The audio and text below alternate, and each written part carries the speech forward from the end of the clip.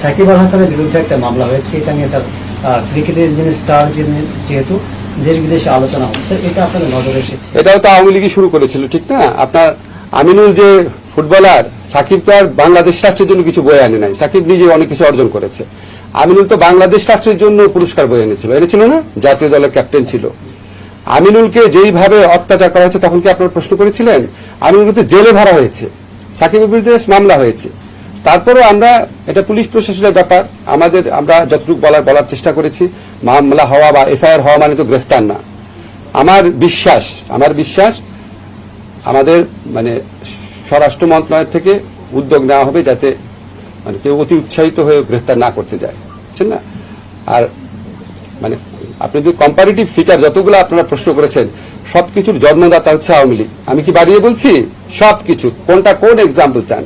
এবং তারা এমন একটা পর্যায়ে, আপনারা তো জানেন যে every action has some reaction, না? ইকুয়াল রিয়াকশন বলে কিছু রিয়াকশন হয়, সেটা আমরা পছন্দ করি না, কিন্তু এই রিয়ালিটিটা তো বুঝতে হয় যে এটা তো আউট অফ দ্য ব্লু আসে নাই। আমিনুলকে গ্রেফতার করা হয়েছে, দিনের পর দিন জামিন দিচ্ছিল না। আমি নিজে শুধু প্রথম আলোতে কলাম লিখেছি, আমি আপনাদের কাউকে লিখতে দেখি নাই। আপনাদের পত্রিকায় একটা জাতীয় দলের বাংলাদেশ চ্যাম্পিয়ন হয়েছিল সাব গেমসে, তার চ্যাম্পিয়নশিপে গ্রেফতার করেছে, মামলা গ্রেফতার, দিনের পর দিন জামিন রিজেক্ট করেছে। সাকিবের বিরুদ্ধে শুধু মামলা হয়েছে এবং আমি আশা করি সাকিব গ্রেফতার হবে না।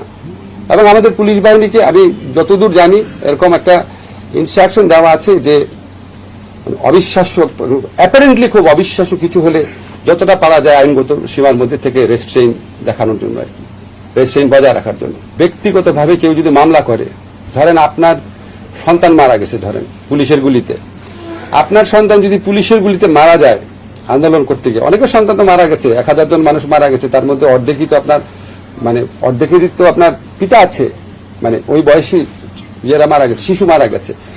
এখন আপনারা যদি ওই সময় ফুটেজ দেখেন, আপনার পিতার সন্তান যদি মারা যায়, আপনি কি শুধু কে মেরেছে ওই এলাকার পুলিশকে দিবেন মামলা? আপনার তো তখন মনে হবে যে আপনি তো দেখেছেন আমাদের সাবেক প্রধানমন্ত্রী কি বলেছেন, ওবায়দুল কাদের সাহেব কি বলেছেন, স্বরাষ্ট্রমন্ত্রী কি বলেছেন, দীপুমণি উনি কি বলেছেন, নওফেল কি বলেছেন, আরাফাত কি বলেছেন, আপনার মনে পড়বে না?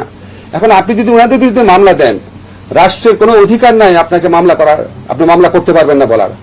আমার একটাই করণীয় আছে, আমাদের পুলিশের কাছে মামলা হলে পুলিশ তদন্ত করবে, তদন্ত করে সুস্পষ্ট তথ্য না পেলে পুলিশ ডিসচার্জ করে দিবে। আদালতে যদি মামলা যায়, আদালত তদন্তপূর্বক এফআইআর নিতে বলবে। আমরা আমাদের যেটুকু করার, যে তদন্ত কাজে বা বিচার কাজে, সেখানে আমরা ডিউ প্রসেস বজায় রাখার আপ্রাণ চেষ্টা করব। এটা আপনাদের প্রতি আমার কমিটমেন্ট, ডিউ প্রসেস বজায় রাখার চেষ্টা করব। এখন আমরা তো আর আদালতে হস্তক্ষেপ করতে পারি না, আমরা আদালতকে ফেসিলিটেট করব যাতে আদালত ডিউ প্রসেস বজায় রাখতে পারে। আমি এমনও শুনেছি কিছু কিছু জায়গাতে আদালতের উপরও আপনার চাপ আছে। এখন আপনি স্থানীয় পর্যায়ে একজন খুব কুখ্যাত সন্ত্রাসী, যার অত্যাচারে 15 বছর মানুষ অতিষ্ঠ ছিল, তারা চায় যে এক্ষুনি তার বিরুদ্ধে মামলা নেওয়া হোক। আদালত তার সাধ্যমতো চেষ্টা করে এই সমস্ত চাপ এড়ানোর জন্য। আমরা কেউই আপনার মনে করেন না যে আমরা চেষ্টা করছি না, আমরা চেষ্টা করছি, আরো চেষ্টা করব। এগুলি সমর্থনীয় না, জেনারেলি এগুলি সমর্থনীয়।